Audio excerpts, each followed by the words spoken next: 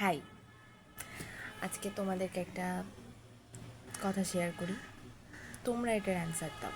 ভাই, খালি কি আমার মাই এমন নাকি তোমাদেরগুলো এমন? না, মানে আমার মায়ের দোষ হইলো আমারই দোষ, আবার আমার দোষ হইলে তো কোনো কথাই নেই।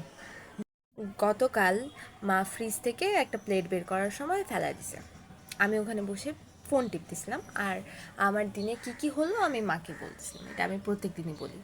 তো আমার দিকে এমন ভয়ঙ্কর একটা দৃষ্টিতে তাকাইলো।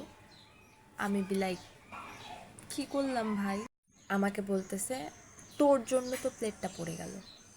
আমি তো ভাই ধারের কাছেও যাইনি, আমার জন্য কীভাবে পড়ে? এখন বলছে যে তুই তো কথা বলছিলি, তুই তো ডিস্টার্ব করলি, তোর জন্য পড়ছে।